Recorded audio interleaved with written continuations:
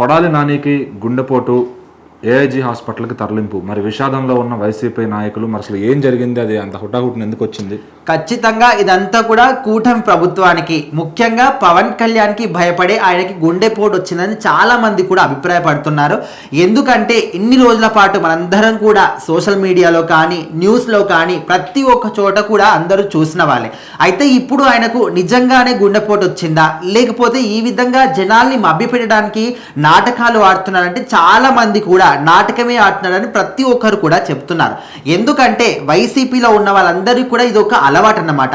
ఎందుకంటే వాళ్ళు ఉన్నన్ని రోజులు కూడా ఇష్టారీతిన ప్రవర్తించడం కానీ, మాట్లాడడం కానీ, తిట్టడం కానీ, ఎన్నో అన్యాయాలంటే అన్ని దుర్మార్గాలు చేయడం కానీ ఇదంతా కూడా చేస్తారు. కాకపోతే వాళ్ళ దగ్గరికి ఏదో ఒకటి శిక్ష పడే విధంగా కేసు పెడుతున్నారని ఒక న్యూస్ వచ్చేసరికి ఇంకా ఏదో ఒక డ్రామా మొదలు పెడుతూ ఉంటారు. రీసెంట్గా పోసాని కృష్ణమురళి విషయంలో కూడా అదే చూసాము. వాళ్ళు అంటే నోటి దురుసుని ఏ విధంగా తగ్గించుకుంటారంటే ఈ విధంగా ఏదో ఒకటి ఎదురైనప్పుడే వాళ్ళు తగ్గించుకుంటారు. అయినప్పటికీ కూడా అప్పుడు కూడా పోలీసులు వచ్చినప్పుడు, హైదరాబాద్కి వచ్చినప్పుడు కావచ్చు, అరెస్ట్ చేసినప్పుడు కావచ్చు, కోర్టుకి వెళ్ళినప్పుడు కావచ్చు, నాకు హార్ట్ అటాక్ వచ్చిందని, లేకపోతే నాకు ఆస్తమా ఉందని, నాకు ఫీవర్ ఉందని, ఇట్లా రకరకాలుగా ఎన్నో రీజన్స్ చెప్పినప్పటికీ తీరా హాస్పిటల్కి వెళ్ళి చెకప్ చేయిస్తే ఈయనకు ఎలాంటిది కూడా లేదు, నార్మల్గానే ఉన్నాడని ఇక్కడ వైద్యులు కూడా చెప్పారు. సో ఇప్పుడు కొడాలి నాని కావచ్చు, వాళ్ళ నేను వంశీ కావచ్చు, ఇంకెవరైనా కావచ్చు, వీళ్ళందరూ కూడా ఇదే రీతిన చేస్తూ ఉంటారు. వాళ్ళని చూసి అడ్వాన్స్ గా జాగ్రత్త పడ్డాడు అనుకోవచ్చా?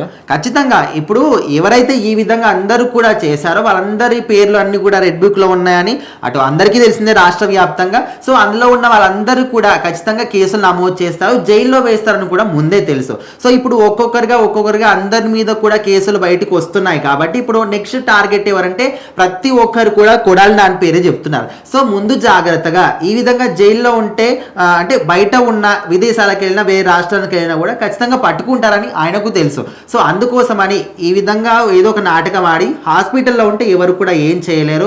రీసెంట్గా బోర్గడ్డ అనిల్ కూడా ఒక ఫేక్ సర్టిఫికేట్ సృష్టించి వాళ్ళ అమ్మగారికి హాస్పిటల్లో చేర్పించామని, చెన్నైలో ఉన్నారని అక్కడ కూడా అబద్ధాలు చెప్పి ఫేక్ సర్టిఫికేట్ చూపించి వెళ్ళిపోయారు. తర్వాత కూడా తెలిసింది, మళ్ళీ దాన్ని పట్టుకొచ్చారు. సో ఈయన కూడా ఎంత నాటకం ఆడినా కూడా ఖచ్చితంగా ఒక రోజు 2 రోజుల తర్వాత మళ్ళీ బయటపడాల్సిందే.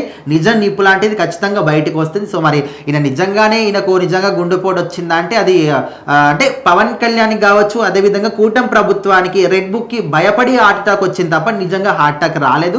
చూద్దాం మరి ఈ నాటకము ఇంకా ఎన్ని రోజుల వరకు రసభరితంగా సాగుతుందో లేదో అని.